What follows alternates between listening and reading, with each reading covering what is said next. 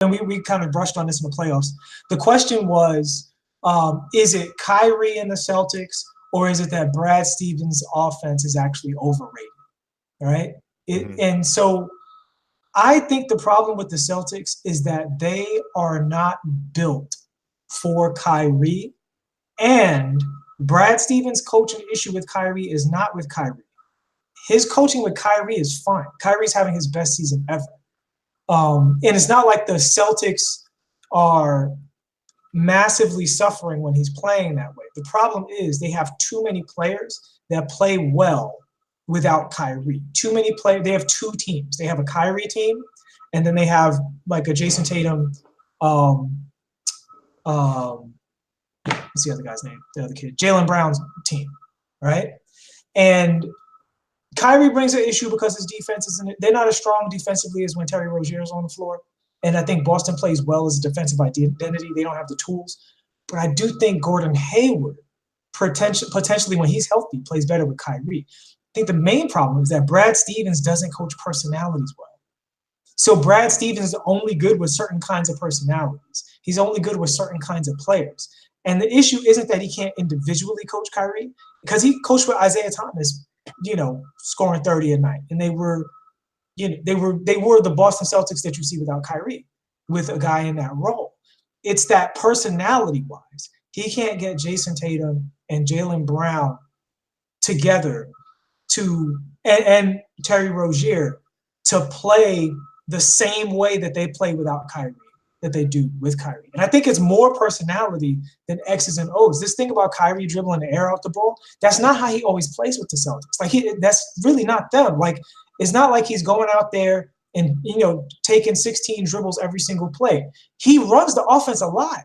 And y'all know historically, I'm not a guy who defends Kyrie Irving, but I'm watching the games, and this is one of the reasons this has been such a crazy debate, is because you watch them and you just can't figure out why you guys play so much better when Kyrie's not there.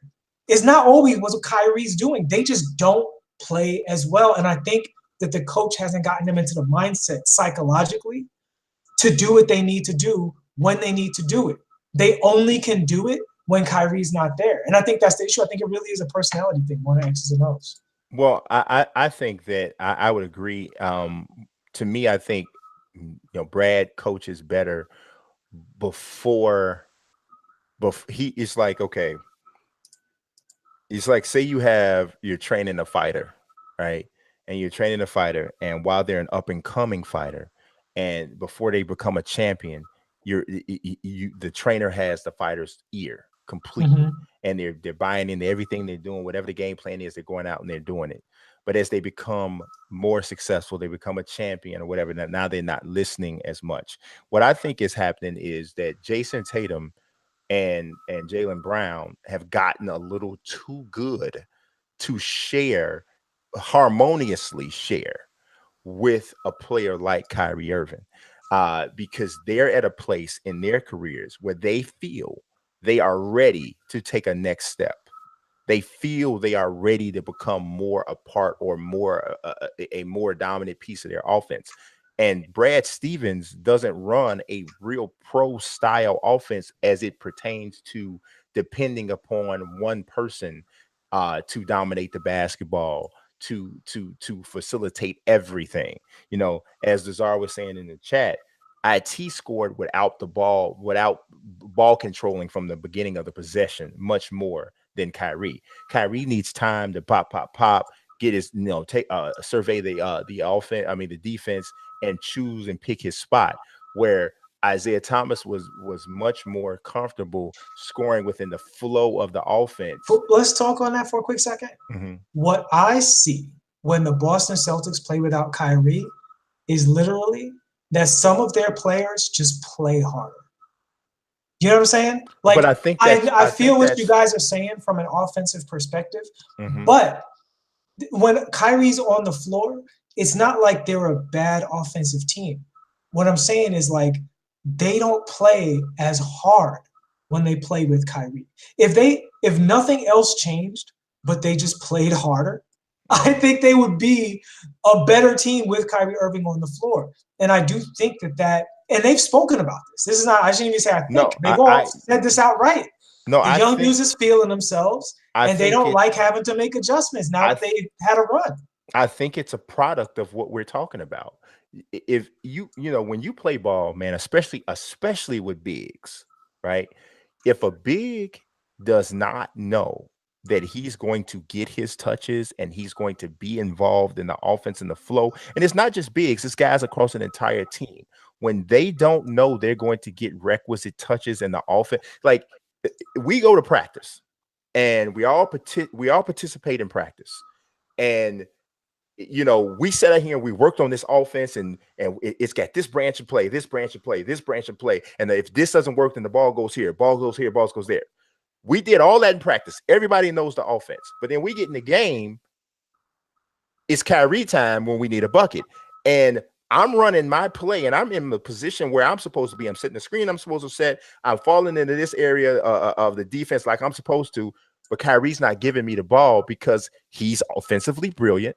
And he's going to get this bucket, or he's going to shoot it.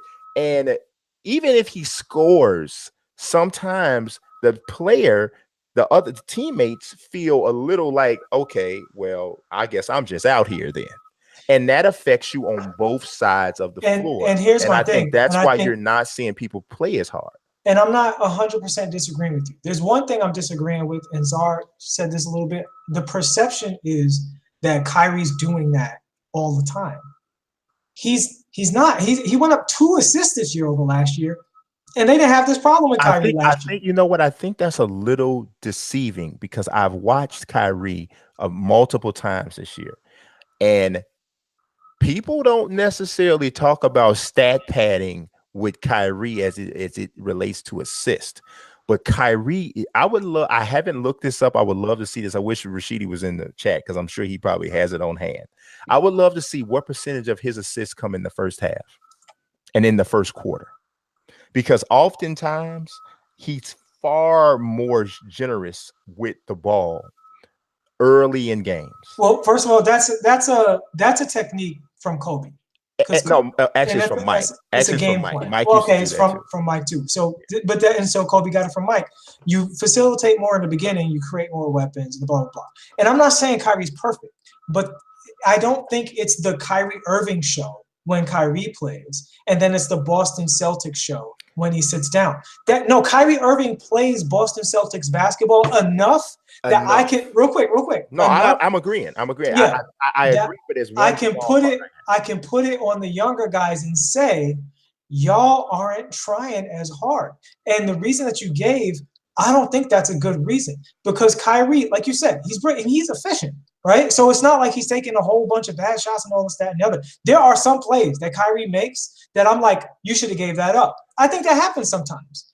I think the guys are overreacting to that, though, because when you play with a great player, you have to have that weapon, too. Let me ask you this question.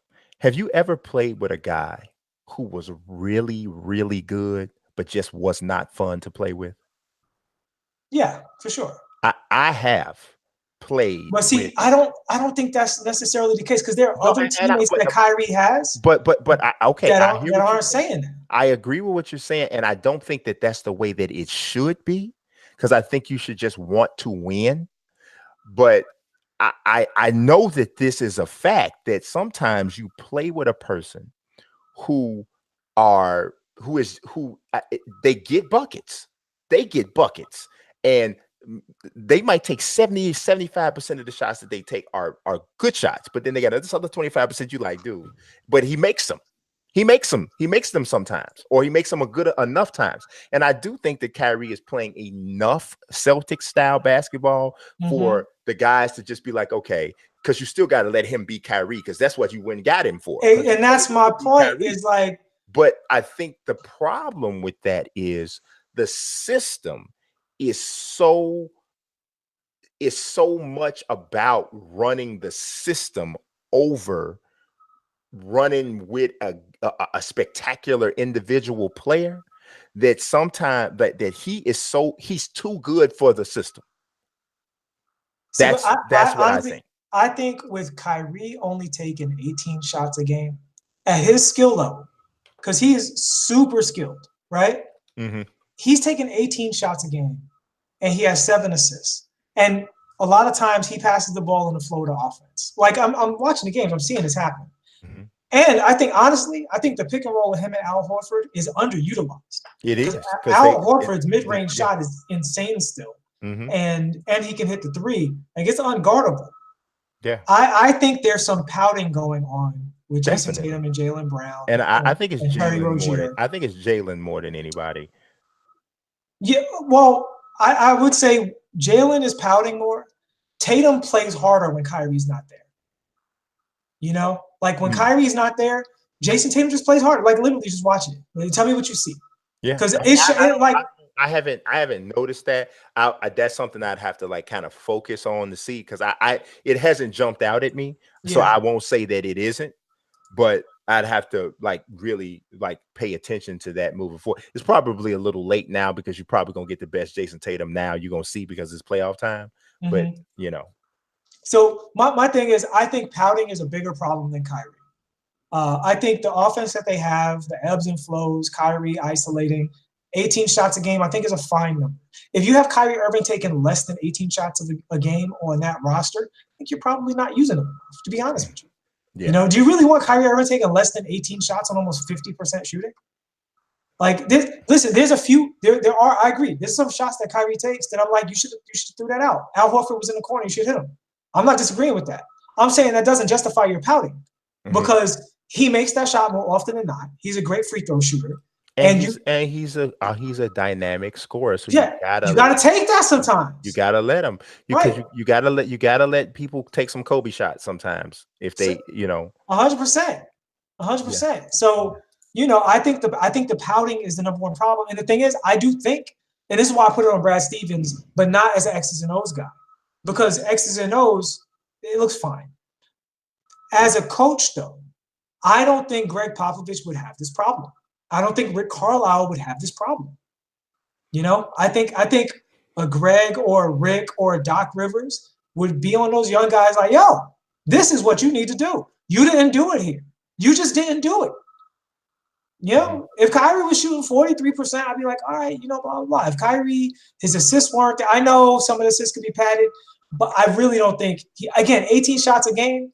You look at the Rockets, James Harden's shooting like 30 shots a game. You know what I'm saying? Like, yeah, you know, I definitely don't mean to villainize Kyrie.